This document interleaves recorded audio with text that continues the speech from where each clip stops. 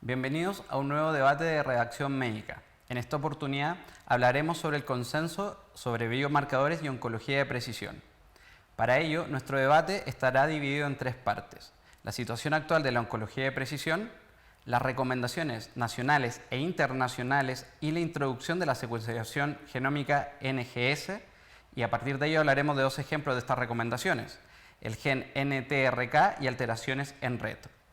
En este debate hablaremos sobre los avances en la biología molecular, que permiten detectar alteraciones genéticas claves para el desarrollo tumoral y a partir de ello también el desarrollo de tratamientos personalizados.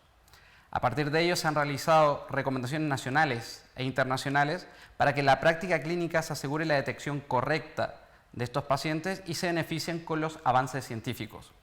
A su vez también conversaremos sobre los resultados de la encuesta Roche realizada a oncólogos y pacientes, la cual aborda el conocimiento sobre la opción de secuenciación genómica. Para poder hablar de todo esto, contamos con la participación en formato de videoconferencia de Francisco Bautista, oncólogo infantil del Hospital Niño Jesús de Madrid. Contamos con la participación de Ramón Colomer, jefe del Servicio de Oncología Médica del Hospital La Princesa de Madrid. También contamos con la participación de Pilar Garrido, jefa de sección de Oncología Médica y responsable de tumores torácicos del Hospital Ramón y Cajal de Madrid.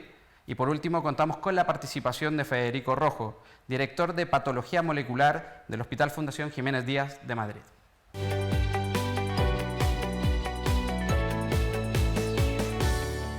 Partimos entonces con la pauta de preguntas.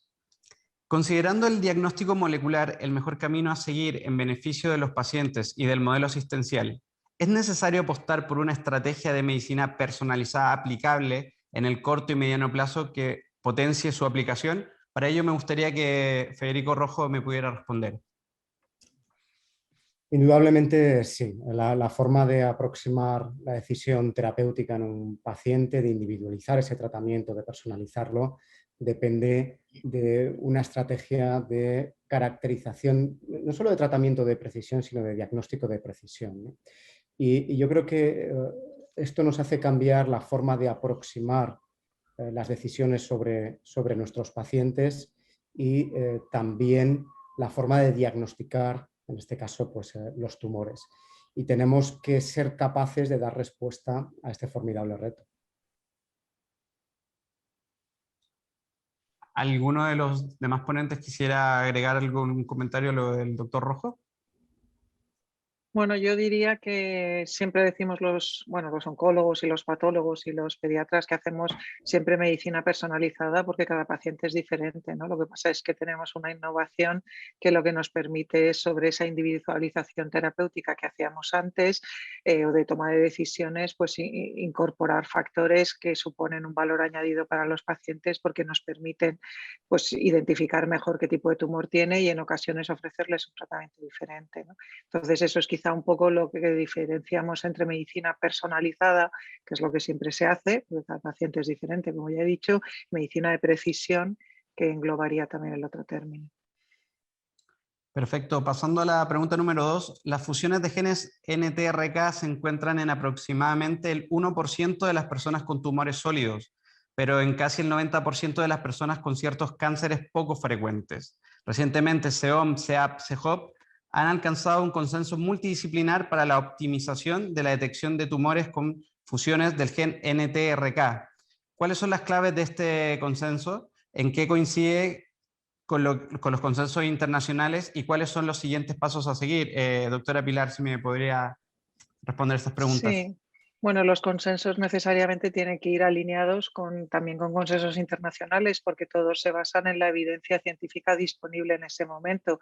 El valor que tiene hacer consensos a nivel nacional es, sobre el conocimiento científico, hacer la estrategia de implementación en tu país de la mano de los expertos de las distintas sociedades. Entonces, hemos trabajado desde las distintas sociedades científicas que has nombrado, ¿no? La Sociedad de Anatomía Patológica, la Sociedad Española de Pediatría y la Sociedad Española medicina, la oncología médica, en ver, en este caso en concreto, la mejor manera de abordar un reto que tiene todavía más de especial en comparación con otros consensos que hemos hecho, que no se orienta a un tumor solo, sino que es por primera vez algo que hablamos una aproximación agnóstica. Y esto tenía una complejidad y tiene añadida, que es lo que hemos intentado plasmar en ese documento, cómo abordarlo con estrategia de visión científica desde distintas sociedades a nivel país. Si me permites añadir, sí, yo creo que aquí hay un punto importante y es ese 1% que has mencionado, ¿no? Que efectivamente desde la perspectiva del esfuerzo para identificar esos pacientes, realmente el reto de encontrar un 1%, menos de un 1%, supone no solo una inversión, sino también una disponibilidad de recursos que no siempre podemos garantizar en todos los casos, en todos los territorios, para todos los pacientes, ¿no? ¿Alguno de los ponentes quisiera agregar algo sobre los siguientes pasos a seguir en esta materia? Vamos, yo quería añadir, como pediatra y participante en este documento de consenso, que, como bien ha dicho Pilar, es un documento que aglutina las recomendaciones internacionales, puesto que no podemos ser muy diferentes en este sentido, pero que individualiza el consenso a lo que es nuestro entorno y a la aplicabilidad de todas las técnicas, de los procedimientos, usando la experiencia en particular de muchos otros documentos de consenso de SEOM a nuestro entorno particular, que es el de España, y que lo hace diferente al del resto de los países de nuestro entorno, donde estos mismos documentos de consenso han sido utilizados. Yo creo que eso es lo que le hace diferente. Y otra cosa muy importante es ese ejemplo de transversalidad que se le ha dado a este trabajo, en el que nosotros en particular estamos muy orgullosos de haber participado como pediatras, puesto que es la primera vez que se cuenta con nosotros en un documento de esta envergadura a nivel nacional, y trabajar con los patólogos, trabajar con los oncólogos de adultos, dándonos esa visibilidad que a los pediatras también nos hace falta, pues es muy, muy valioso, la verdad. Perfecto. Pasando a una tercera pregunta, las alteraciones del gen RET constituyen un factor clave en el crecimiento y proliferación de distintos tumores. Al hilo de las últimas recomendaciones de ESMO sobre este biomarcador, ¿cómo puede su uso potenciar el uso de la NGS? ¿Es factible incorporar las recomendaciones de ESMO a esta práctica clínica? Para ello, quisiera que el doctor Colomer me pudiera responder. Bueno, las alteraciones del gen RET no son exactamente, en este momento en España y en el resto del mundo, no es exactamente una indicación transversal como la es la del gen NTRK, del cual estábamos hablando ahora, ¿no? Está indicado en algunos casos, algunos tipos de tumores, fundamentalmente tumores tiroideos, pero su aplicación en el resto de los tumores no es algo que esté tan bien definido. Y por tanto, en el futuro es posible que tenga esa indicación, pero en este momento no tiene la indicación transversal, ¿no? Lo que hablamos hace un momento, la indicación que no tiene en cuenta el tipo tumoral, o también llamado agnóstico para el tipo de tumor, ¿no? Y cuál es el uso que va a tener las nuevas tecnologías en el futuro inmediato. Yo creo que es algo que vamos a ir definiendo en los próximos años, a medida que se vaya definiendo, no solamente se vaya incorporando la tecnología, sino que se vaya decidiendo cuál es la parte de esa tecnología que es imprescindible de utilizar. Es decir, cuando se habla de Next Generation Sequencing, de NGS, eso implica un rango muy grande de tipos de test que pueden estar disponibles, y por tanto eso lo iremos definiendo en los próximos años. En esta línea es de patología molecular, Federico Rojo, ¿qué nos podría agregar? Bueno, lo que aprendemos de diferentes alteraciones, y quizá RET sea una de ellas, aunque circunscrito a algunas indicaciones particulares ahora mismo, es que existe una complejidad desde el punto de vista diagnóstico. Ya no buscamos una alteración concreta en una posición concreta de un gen, sino que tenemos que barrer diferentes alteraciones que desde el punto de vista de detección complican la forma de buscar candidatos al tratamiento. En este caso, la disponibilidad de herramientas de alto rendimiento, la NGS, con las consideraciones que ha apuntado el doctor Colomer perfectamente, dependiendo del tipo de NGS. Hay NGS más adaptadas a una decisión clínica, otras más amplias, exploratorias, que pueden tener un interés en investigación clínica, sí que nos pueden permitir abordar problemas diagnósticos complejos, como puede ser el de red, ¿no? De hecho, el documento ESMO apunta que, dada precisamente esta complejidad, pues quizá el diagnóstico deba de abordarse con técnicas como la NGS. De todas formas, como apuntábamos antes también, ¿no? Supone un reto la incorporación de este tipo de herramientas en el ámbito de práctica asistencial en los centros de nuestro país. Perfecto. Para la siguiente pregunta, ¿qué papel juega la NGS dentro del desarrollo de la oncología de precisión en España hoy? ¿Cuáles son las principales oportunidades de esta nueva forma de abordar la oncología y los retos del futuro? Para ello quisiera que Francisco Bautista me pudiera contar su experiencia desde oncología infantil y a su vez también Pilar Garrido, jefa de oncología médica del Ramón y Cajal. Bueno, o sea, yo creo que no se entiende medicina personalizada o medicina de precisión sin el NGS y viceversa. Son conceptos que están íntimamente ligados.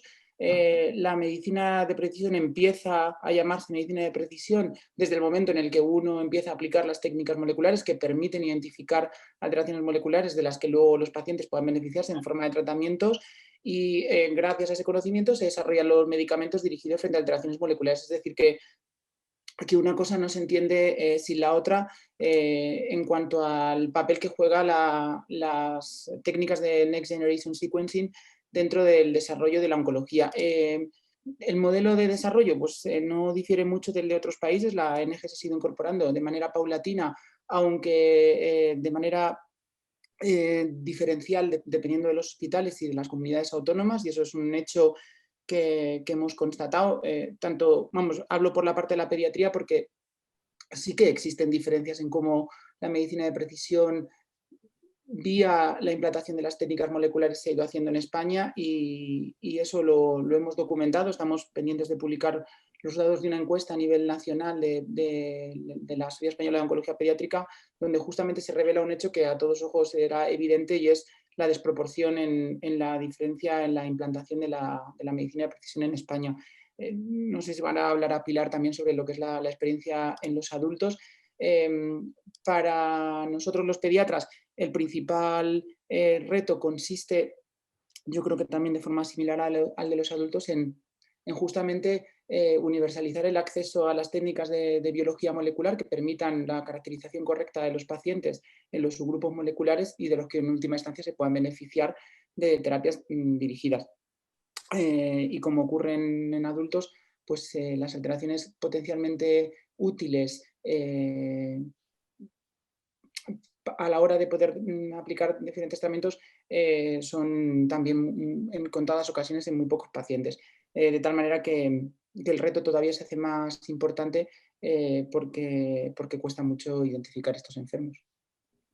Pilar Garrido. Sí, yo por mi parte completaría la información diciendo que efectivamente en España existen centros en los que se hace NGS, no sé si decir de rutina, pero lo que no está dentro del sistema público, el sistema sanitario público, es el reembolso de los biomarcadores, no se encuentra en cartera de servicios. Por lo tanto, la NGS o el diagnóstico molecular no es algo que esté universalizado, porque lo que no está universalizado es la financiación del diagnóstico. Por lo tanto, el grado de profundidad o el grado de desarrollo en un determinado centro o en una determinada comunidad depende de muchos factores, pero no es universal. Y esto es algo desde que de los distintos documentos de consenso que se llevan haciendo con pediatrías, es verdad que es el primero, pero con la Sociedad de Anatomía Patológica llevamos mucho trabajo en conjunto. Siempre hemos reclamado los biomarcadores tienen que estar en cartera, porque esa es la forma de garantizar de alguna que en todos los sitios se pueda implementar de la forma que sea, trabajando en red o implementándolo en el propio hospital. Por lo tanto, sí que hay NGS en España, pero sí sabemos los que trabajamos en este campo que en este momento el acceso no es universal, o al menos no en el mismo tiempo a todos los pacientes, porque los recursos fundamentalmente son los clínicos, los patólogos, los que tienen que a nivel de su propio hospital plantearse de dónde consiguen recursos para hacer ese diagnóstico molecular. Y por tanto lo que defendemos es que sí que debería haber una estrategia nacional que organizara cómo podemos hacer para que en tiempo y forma todos los pacientes tengan el mismo acceso. Perfecto. Para la siguiente pregunta, ¿qué capacidades serán necesarias dentro del sistema sanitario, como comentaba la doctora Garrido, para que la oncología de precisión sea una realidad y para asegurar su sostenibilidad? Para ello quisiera que el doctor Bautista y el doctor Rojo nos pudieran dar sus impresiones. Empiezo yo, Federico, si quieres. Sí. Bien. Yo creo que lo más importante es un poco retomar el argumento que ya ha elaborado Pilar justo en la anterior pregunta, que es el hecho de optimizar los recursos. No se trata de que en todos los sitios haya de todo, sino que probablemente haya espacio para que todos los pacientes accedan a la medicina personalizada, a las técnicas de secuenciación molecular y consecuentemente los tratamientos de una forma ordenada, porque sabemos bien que estas técnicas son caras, estas técnicas no requieren mucho expertise en muchos aspectos que necesita la experiencia para ganar justamente la formación necesaria para poderlo llevar a cabo. Y entonces, para mí el reto fundamental es dotar o identificar centros en España que sean capaces de llevar a cabo estas técnicas de manera ordenada y de manera accesible a todo el mundo. Y para ello, básicamente es financiar centros que pueden ser llamados de excelencia, de referencia, tienen varias formas de llamarlo, que permitan justamente centralizar este tipo de actividades, tanto en adultos, o hablo en concreto de la pediatría, donde ese hecho justamente se magnifica más. Para mí es el elemento clave. Yo creo que hay tres líneas de trabajo fundamentales. La primera es la que habéis expuesto previamente vosotros dos, ¿no? Que es que se reconozca en cartera de servicios y por lo tanto se financia adecuadamente las determinaciones moleculares. Ahora mismo depende de la iniciativa de centros particulares, muchas veces por persona dependiente, que hace que se puedan dotar de recursos a partir de la financiación del propio hospital, pero no existe una estrategia en todo el territorio que permita garantizar a cualquier paciente, independientemente de donde sea diagnosticado o tratado, un diagnóstico molecular si es necesario. En segundo lugar, la segunda línea de trabajo vendría dada por esa disponibilidad de tecnología, es decir, has hablado de centros de excelencia, no todos los hospitales deberían de tener diagnóstico molecular y, por supuesto, no todos los centros deberían de tener una NGS, hay que articular algún sistema de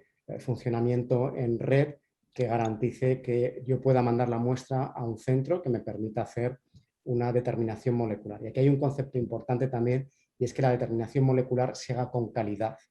Es decir, que debe trabajarse de modo estandarizado, siguiendo políticas de calidad que garanticen que esos resultados sean robustos, que evitemos el falso positivo y falso negativo para la selección o no de un determinado paciente. Y la tercera línea de trabajo sería generar información. La utilización de la NGS, más allá de caracterizar alteraciones o biomarcadores concretos, genera muchísima información. Y si fuésemos capaces de articular dentro de esta estrategia nacional una base de datos común que se alimentase a partir de los datos de secuenciación que se producen en los diferentes laboratorios o centros que están trabajando con recursos de alto rendimiento, generaríamos información muy valiosa para, por ejemplo, pues, crear nuevas hipótesis de trabajo, plantear nuevos estudios, combinaciones de fármacos, etc., ¿no? Países de nuestro entorno ya están trabajando en estas líneas, ¿no? Definición de centros, financiación y generación de bases de datos que les permite precisamente pues, construir conocimiento y valor sobre la actividad que realizan. Doctor Colomer, y en este contexto, ¿cómo está España en relación a otros países en este ámbito? A su parecer, ¿cuál es la situación?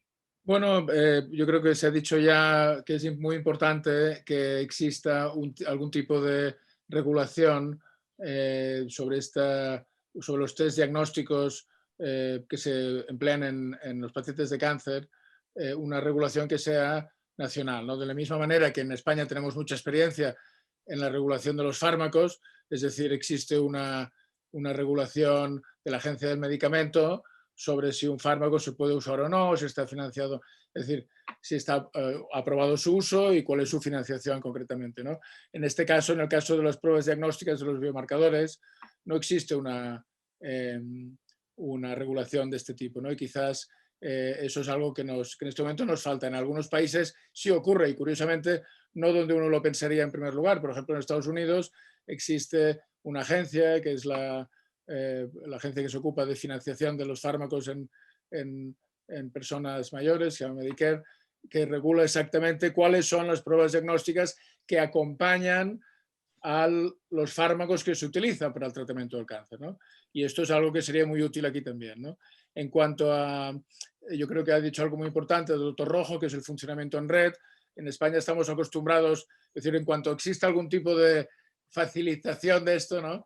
En España yo creo que va a ser muy fácil implantar la tecnología de los nuevos diagnósticos del cáncer, ¿no? Porque estamos acostumbrados a funcionar en red ya, una red de tratamiento, por ejemplo.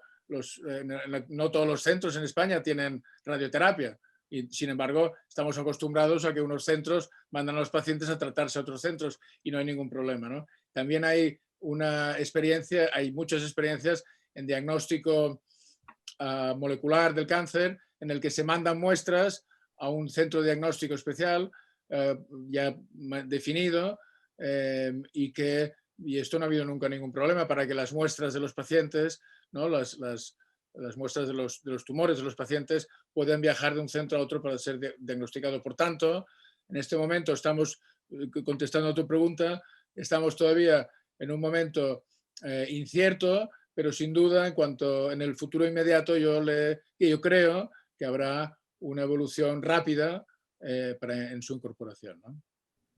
Perfecto. La siguiente pregunta quiero que sea en un formato abierto para que ustedes puedan participar, digamos, y cada uno pueda dar su apreciación. ¿Es necesario mejorar en este contexto el conocimiento sobre estas herramientas entre los profesionales y entre los pacientes? Esto a propósito de los datos que recientemente se ha desarrollado de una encuesta de Roche que refleja bastante desconocimiento en España aún entre la sociedad y los pacientes sobre el valor añadido del diagnóstico de precisión. Además, parece que estas nuevas herramientas no forman parte de las conversaciones habituales entre oncólogos y pacientes. Me gustaría que me dieran sus apreciaciones a partir de esta situación que deja los resultados de esta encuesta. Yo, si queréis, empiezo porque creo que esta pregunta también es muy dependiente del tipo del tumor al que te dediques en tu práctica habitual, ¿no? En mi caso en concreto, que me dedico al cáncer de pulmón, que es un tumor que en muchas ocasiones está extendido en el momento del diagnóstico y en el que tenemos asistenciales 3 dianas al menos, más la determinación de PDL1, y sabemos que, como se ha comentado, pues RET, por ejemplo, es una alteración molecular que en cáncer de pulmón sí que está, bueno, con una frecuencia del 1%, en TRAC, etcétera. Creo que en general sí que es bastante común el que se tenga esta la conversación con el paciente y en ocasiones, bueno, y que firmen consentimientos para hacer un diagnóstico molecular que tiene algo de exploratorio, como decía antes el doctor Rojo, porque el tema es que cuando tú solicitas o cuando tú quieres que tu paciente en su muestra se le haya hecho una determinación de NGS con un número determinado de genes, tú buscas determinadas cosas. A veces encuentras esas o encuentras otras, ¿no? Por lo tanto, esta es la conversación que tienes que tener con el paciente. Probablemente eso, si te dedicas a un tumor en el que el número de dianas es menos frecuente, sobre todo si encima estás en un hospital que no tienes acceso fácil, es posible que esta conversación no sea tan habitual. O sea que, respondiendo a tu pregunta, creo que es en parte dependiente del entorno en el que trabajas y del tipo de tumor en el que estás especializado. ¿Alguno de los ponentes quiere agregar algo a lo de la doctora Garrido? Yo por dos partes. Por una parte, el conocimiento que la comunidad científica, en particular los oncólogos infantiles, disponemos de la medicina de precisión como concepto. Justamente me vuelvo a referir a la encuesta que estamos pendientes de publicar, en la que justamente hacemos una pregunta sobre es una pregunta completamente subjetiva, que es el grado de confianza que uno mismo, entre los diferentes oncólogos infantiles entre las que lo hemos hecho, tiene sobre sus propios conocimientos sobre medicina personalizada, medicina de precisión, etc. La respuesta es bastante homogénea en torno a que gran mayoría de ellos se sienten cómodos con estos conceptos. Si bien es cierto que por contra muchos adolecen una falta de formación tanto en la parte más académica de la formación en medicina, desde la propia Facultad de Medicina y en los estudios de posgrado, y sí que valoran mucho cualquier iniciativa que venga al respecto en este sentido.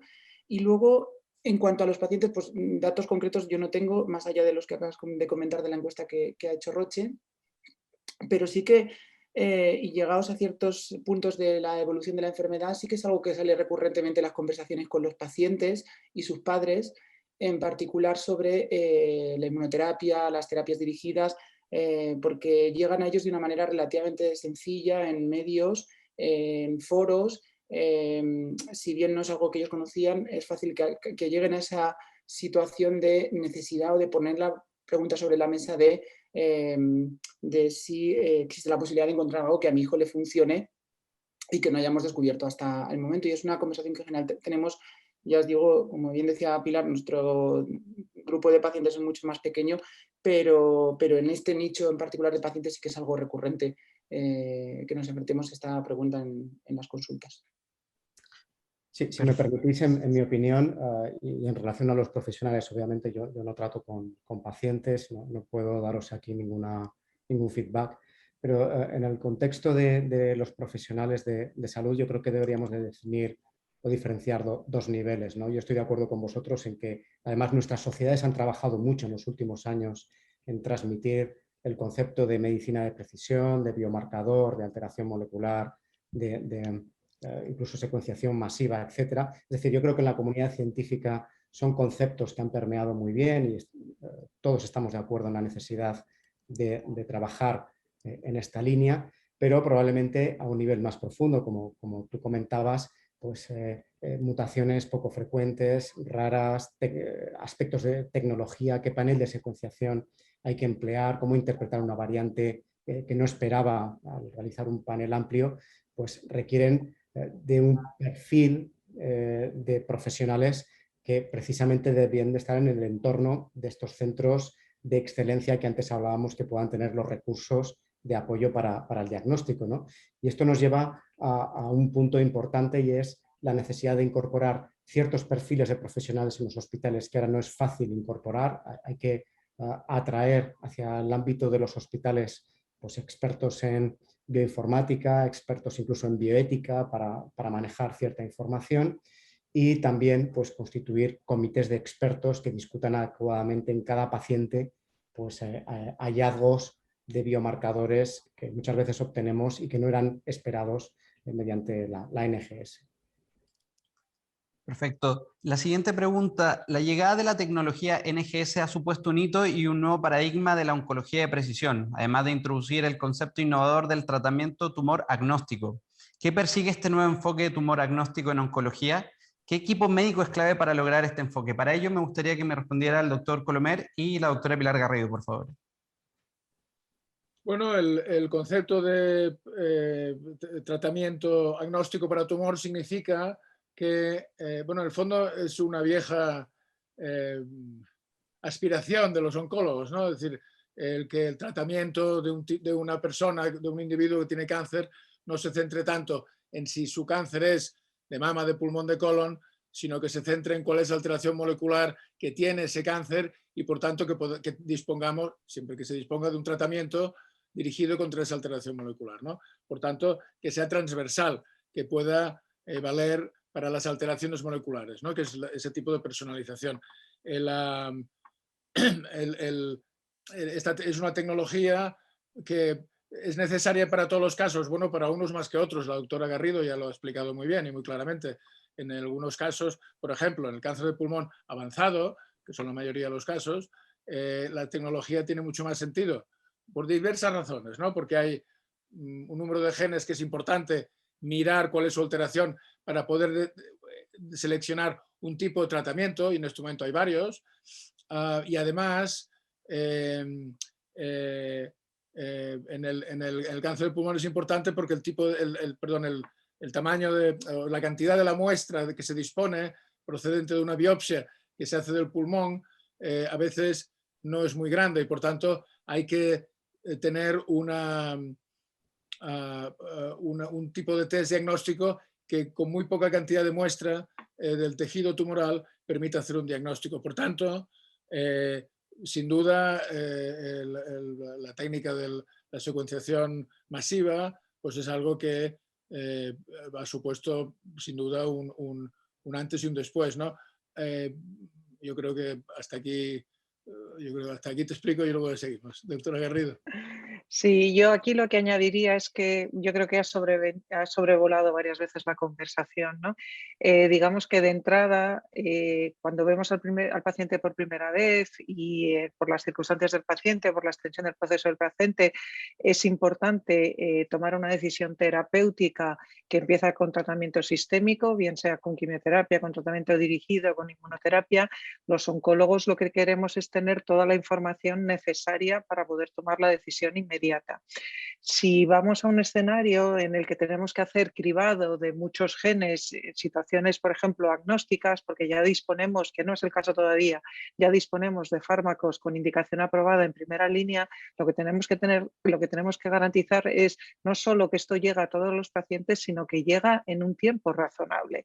Entonces, esto lleva unos costes, que lo decía al principio también el doctor Rojo, de recursos humanos, lo decía el doctor Bautista, de expertise, es decir, sobre esto se aprende, necesitas unos días para hacerlo, pero no el 100% de las muestras. Luego la muestra, pues por lo que sea, hay problemas técnicos, es complicado, hay que interpretar los resultados que se obtienen. Entonces, necesitamos una curva de aprendizaje en determinados sitios de cómo somos capaces de organizar esto para que llegue en el tiempo que todos queremos a los pacientes, cuando de verdad lleguen además los fármacos en primera línea. Esa situación, en el caso concreto del cáncer de pulmón, la hemos ido incorporando lo que llamábamos la estrategia gen a gen, porque se han ido aprobando fármacos en primera indicación, no todos a la vez. Entonces hemos ido mejorando, hemos ido refinando el diagnóstico y hemos tenido tiempo para ir preparando. Necesitamos solo un gen, luego necesitamos 2, luego necesitamos 3. Pero esto también lo que nos permite es anticipar que vamos a llegar a este escenario dentro de poco y por tanto lo que tenemos es que aprovechar entre comillas este tiempo mientras están haciendo los ensayos clínicos que pondrán eso en primer lugar, porque viene RAS, viene MET, vienen un montón de otros y por tanto tendremos que tener en el momento que diagnosticamos al paciente un montón de información molecular que en este requerirá que a la mayoría se les haga una NGS y eso los clínicos pediremos que esté hecho en una semana, 10 días, ¿no? Perfecto. En la siguiente pregunta quisiera que también tenga un formato abierto, ¿no? Para quien quiera levantar la mano. ¿Estas terapias podrían cambiar la estructura actual del servicio de oncología de un hospital? ¿Hace falta mayor formación en este sentido? Bueno, yo creo que la estructura de los servicios no estoy seguro. Si esto va a hacer que se incorporen más médicos, más oncólogos a los servicios de oncología, sin duda será una buena noticia, ¿no? A ver, sobre lo de la estructura, yo creo que no. Lo que es importante en este momento, es decir, es garantizar que todos los oncólogos de todos los servicios de oncología de España tengan una buena formación relacionada con esto, ¿no? Con la medicina de precisión. Hasta ahora, hasta el año pasado, realmente, esa formación venía dada pues, en los congresos locales, nacionales, internacionales, como hoy en día asistir a congresos nacionales, internacionales, incluso locales, es imposible. Es muy importante, yo creo que aquí todos estamos realizando un esfuerzo grande en que dentro de cada hospital, dentro de cada servicio, se realice una formación buena para los médicos de cada hospital, ¿no? Nosotros, por ejemplo, invertimos todos los años más de 20 horas, casi 24 o 25 horas en dar formación a nuestros médicos, a los oncólogos del servicio, para que se formen en las técnicas nuevas, ¿no? Piensa que eso es realmente mucho esfuerzo y mucho tiempo, pero que es en este momento es la mejor estrategia que hay para poder garantizar que todo el mundo está al corriente, ¿no? No puede haber, yo creo, oncólogos en este momento que no tengan la formación adecuada, ¿no? Por lo tanto hay que esforzarse. Desde el punto de vista de los servicios diagnósticos, en este caso anatomía patológica, al que pertenezco yo, sí que además de esa formación que es fundamental, que ya apuntábamos que es necesario profundizar en ese conocimiento de de la medicina de precisión, sí que la incorporación de técnicas complejas como la NGS puede suponer un cambio en la estructura. Ya he apuntado en mi intervención anterior la necesidad de incorporar otros perfiles que permitan la utilización a alto rendimiento de una NGS, como pueden ser pues, bioinformáticos, biólogos moleculares, son técnicas complejas que bueno, pues, un médico no realiza o no sabe realizar, probablemente un técnico de laboratorio tampoco tiene una capacitación suficiente para poder realizar, y expertos también en interpretación de datos genómicos, bioinformáticos, etcétera, y todo en un contexto ético, expertos en bioética. Y, bueno, pues apuntaba también a la necesidad de crear foros de trabajo multidisciplinares, transversales, comités moleculares que permitan interpretar adecuadamente esa información. Desde el punto de vista de los servicios diagnósticos, yo creo que la NGS sí que supone y debe suponer un cambio en la estructura. Perfecto. En la siguiente pregunta, quería preguntar, ¿existen diferencias entre distintos territorios en el acceso a la oncología de precisión y entre la sanidad pública y privada? Me gustaría que para esta pregunta me respondiera la doctora Garrido. Bueno, a ver, en principio hemos comentado ya todos, ¿no? Que no es tanto dependiente del territorio, sino del hospital y casi diríamos a nivel personal bueno, del interés de determinados miembros en cada servicio, de la interrelación entre los servicios de oncología, patología, pediatría, etcétera. Entre la medicina pública y la privada también pasa lo mismo. Si es que en el momento que esto no está incorporado en cartera de servicios, en el momento que esto no está financiado, pues de lo que requiere es de un impulso humano, de un interés que muchas veces va ligado a la patología, la disponibilidad de tiempo, la disponibilidad de recursos, ¿no?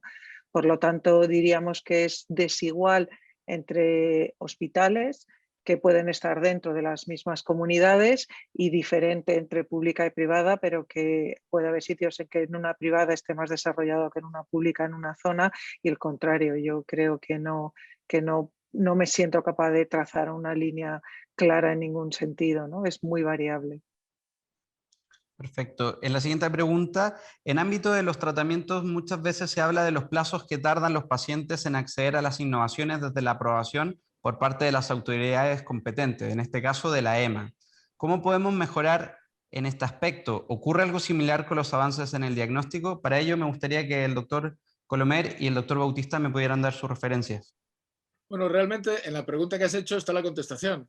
Es decir, sería muy deseable que la Agencia Europea del Medicamento, del mismo modo que hacen agencias de otros lugares, por ejemplo en Estados Unidos, existen recomendaciones sobre el diagnóstico de aquellos genes que tienen un tratamiento asociado, ¿no? Por tanto, sería muy deseable que la Agencia Europea del Medicamento adoptase este tipo de recomendación también para los tests diagnósticos acompañantes, lo que se llama, el nombre es así, se llama los tests que acompañan al diagnóstico del cáncer, ¿no? Y entonces, yo creo que eso sería lo ideal, ¿no? Que la Agencia Europea lo incorporase. Hablo yo por la parte de pediatría y ya no es solo que en el caso concreto de la pediatría se aprueben los fármacos en un tiempo razonable, sino el hecho del decalaje tan manifiesto que existe entre el momento en el que se aprueban o se empiezan los ensayos clínicos en adultos y el momento en el que se empiezan en pediatría. Ese es un periodo de tiempo que se estima que puede alcanzar hasta los 6 años en entornos como la FDA o el entorno, digamos, regulatorio de la FDA, pero que es estrictamente similar en el entorno europeo. Y entonces, a lo que nos lleva a eso es que los ensayos clínicos de pediatría empiezan muchísimo más tarde. Estamos utilizando ahora fármacos que hace pues más de un lustro empezaron a utilizarse en ensayos clínicos en adultos, lo que nos obliga o nos lleva siempre un paso por detrás de los avances en la ciencia, ya no en el ámbito en concreto de la oncología, sino en otros campos de las disciplinas pediátricas. Eso es un obstáculo difícilmente salvable porque por un lado queremos que nuestros pacientes pediátricos empiecen sabiendo lo que ya sabemos de los adultos, con todo lo que eso conlleva, seguridad, eficacia, pero por otro lado nos gustaría que esos tiempos fuesen pues más cortos y optimizarlo de alguna manera. Hay iniciativas en este sentido, de empezar los ensayos clínicos ya con una corte de adolescentes, al mismo tiempo que los adultos, en intentar facilitar o estimular a las compañías farmacéuticas y a sponsores académicos a hacer los ensayos clínicos en pediatría pronto desde la concepción de los estudios en adultos, pero bueno, todavía estamos en ese sentido un poco lejos. Yo sí puedo añadir una cosa, comentaría que el tema del retraso en la disposición de fármacos en España que ya están aprobados por la EMA, es verdad que normalmente se aprueban antes por los reguladores americanos, por la FDA, pero hay 2 estudios a lo largo de distintos años, el último yo creo que publicado el año pasado, como mucho hace 2, de la Sociedad Española de Oncología Médica, recogiendo el decalaje que hay una vez están ya aprobados en Europa cuando llegan a España. Está todo el tema del reembolso, pero después, una vez incluso que hay reembolso a nivel nacional, cuando está disponible para un paciente determinado en un hospital determinado, hay una enorme variabilidad que no solamente depende de comunidades, depende de hospitales dentro de la misma comunidad, porque hay otros muchos decisores. Por lo tanto, desde la Sociedad Española de Oncología Médica se lleva reclamando desde hace muchísimo tiempo que las decisiones de reembolso deberían ser vinculantes, que nos gustaría que el tiempo desde EMA hasta la Agencia Española del Medicamento fuera más corto, y lo que seguro que reclamamos es que una vez que tenga la aprobación y el reembolso de la Agencia Española del Medicamento, en todos los sitios pudiéramos utilizar al día siguiente aquellos medicamentos que ya estuvieran aprobados en esa indicación y no tuviera que pasar por comisiones autonómicas donde las haya, por comisiones hospitalarias donde las haya, porque a veces se han visto decalajes de 1 año en acceso a fármacos. Perfecto. Como última pregunta de este debate, también la voy a dejar en un formato abierto para quien quiera levantar la mano. ¿Son conscientes los sistemas regionales de salud de los beneficios en términos de ahorro de costes en el medio y largo plazo del diagnóstico de precisión? ¿Es realista en este campo plantear un modelo de resultados en salud? Hablar de medio y largo plazo es algo que sin duda muchas veces está fuera del planteamiento de cualquier sistema de salud. Por tanto, lo que se busca es la inmediatez, ¿no? Yo creo que los tratamientos, pero los test diagnósticos para el tratamiento del cáncer también se han ido incorporando a medida que eran imprescindibles, ¿no? Nosotros llevamos haciendo todos los que estamos aquí en esta mesa redonda, estamos haciendo medicina de precisión desde hace 20 poquísimos años, ¿no? Todos los test diagnósticos que se han incorporado, como decía la doctora Garrido, de uno en uno o de gen a gen, han ido incorporándose cuando eran imprescindibles. Cuando había un tratamiento que si no tenías ese test diagnóstico no podías usar el tratamiento, ¿no? Por tanto, yo creo que a medida que los fármacos de los que estamos hablando hoy, ¿no? Que son agnósticos para el tipo de tumor, se incorporen de una manera inmediata, que va a ser dentro de muy poco, a la práctica clínica, la necesidad de disponer de los tests será ya inmediata y, por tanto, hará imprescindible que las nuevas tecnologías se incorporen a la cartera de los servicios de salud. Perfecto. Vamos bien de tiempo y para ello quisiera que en 30 segundos cada uno de ustedes me pudiera hacer una conclusión sobre este debate, sobre este planteamiento. Empezamos por el doctor Francisco Bautista. Mi resumen sería la necesidad de hacer más evidente el trabajo multidisciplinar entre las diferentes sociedades científicas que nos dedicamos a la oncología en las diferentes variantes de nuestra asistencia, y por otro lado en la necesidad de concentrar y optimizar los recursos para que la medicina de precisión y el resto de los avances de la medicina, sea en este campo en particular o en otros, llegue de manera unánime y homogénea a todos los pacientes en España, independientemente de su comunidad de procedencia. Ramón Colomer, ¿lo escuchamos? Bueno, la Sociedad Española de Anatomía Patológica y la Sociedad Española de Oncología llevan más de 10 años haciendo diferentes documentos de consenso sobre biomarcadores para el tratamiento del cáncer, ¿no?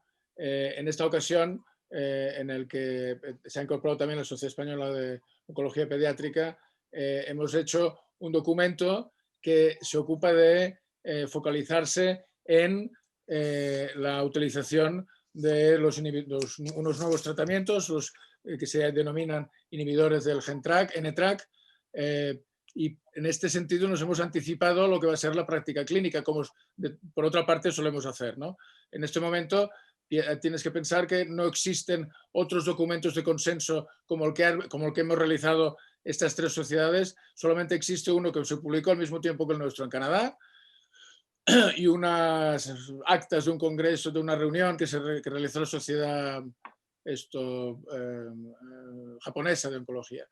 Por tanto, de nuevo, esta colaboración entre distintos especialistas en el diagnóstico y el tratamiento del cáncer resulta en este caso ser algo que vamos por delante, yo creo, de la utilización real de estos fármacos, ¿no? Y por tanto, yo creo que es una noticia muy buena. Doctora Pilar Garrido. Sí, yo diría que la medicina de precisión es un hecho en el ámbito de la oncología, es una realidad. Sin embargo, la implementación para que la medicina de precisión sea una realidad para cada uno de los pacientes que lo necesitan en España tiene un enorme margen de mejora. Creo que hay distintas iniciativas que desde hace 2, 3, 4 años se habla de medicina de precisión, incluso en el Senado, pero esto no se ha acabado de aterrizar. Y yo creo que ya es momento de poner sobre la mesa una estrategia una estrategia de medicina de precisión que lleve un presupuesto asignado, porque si no, de otra forma, no va a ser posible que sea una realidad para todos los pacientes. Doctor Federico Rojo. La oncología de precisión es una realidad. Llevamos trabajando años, como hemos dicho, en este entorno de oncología de precisión en nuestros centros, y la aparición de esta evidencia sobre una alteración transversal agnóstica del tipo histológico supone un formidable reto en la identificación de pacientes. Y esta identificación complementa a esa oncología de precisión en base a otra disciplina, que es ese diagnóstico de precisión que requiere pues unos recursos, una estructura, una organización adecuada que quizá pues, todavía no tenemos en nuestro país. Perfecto, de esta forma damos por terminado este debate, consenso sobre biomarcadores y oncología de precisión, realizado por Redacción Médica en conjunto con Roche. Agradecemos al doctor Francisco Bautista, al doctor Ramón Colomera, a la doctora Pilar Garrido, al doctor Federico Rojo, y nos encontramos en una nueva edición de un debate de Redacción Médica. Muchas gracias.